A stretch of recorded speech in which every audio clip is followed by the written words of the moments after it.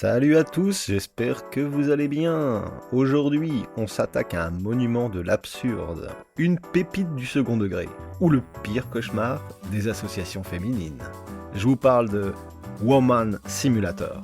Mais avant de commencer, comme d'habitude, like, abonne-toi, commente pour faire vivre la chaîne, et si tu veux nous retrouver pour de plus longues parties endiablées, tu nous retrouves sur Twitch.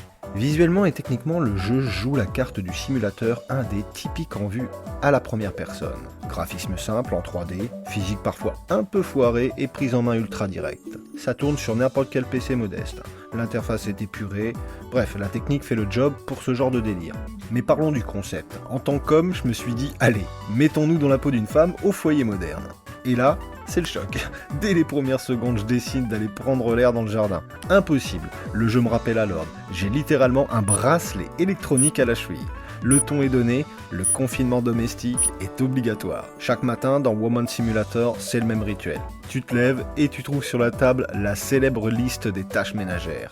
Au programme, ramasser le linge qui traîne, enchaîner sur la vaisselle, récurer le sol, faire les courses, répondre à sa petite maman sur l'ordinateur. Bref, attention, le mari a quand même de la ressource, ou de la culpabilité.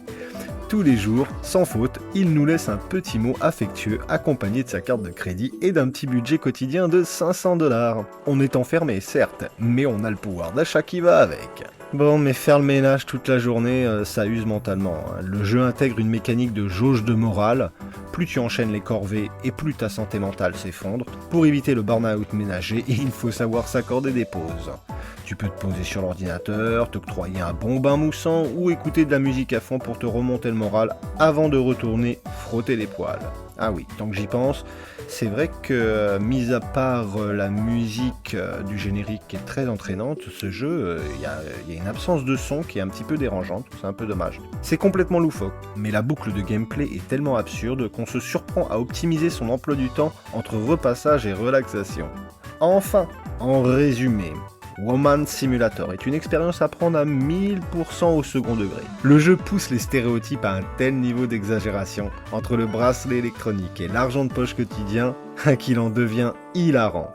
C'est un petit jeu sans prétention, parfait pour rigoler un bon coup en stream ou en vidéo. Honnêtement, j'ai failli porter plainte auprès des associations féministes, tellement le concept est tiré par les cheveux. Mais c'est précisément ce côté irrévérencieux et complètement barré qui fait tout son charme. Donc bon, désolé pour le putaclic, c'est la fin, merci à vous d'être restés jusqu'au bout. N'oublie pas de t'abonner, de liker, de commenter et de nous suivre sur Twitch à Table et Gauloise. Je vous dis à très bientôt, à très vite pour de nouvelles vidéos.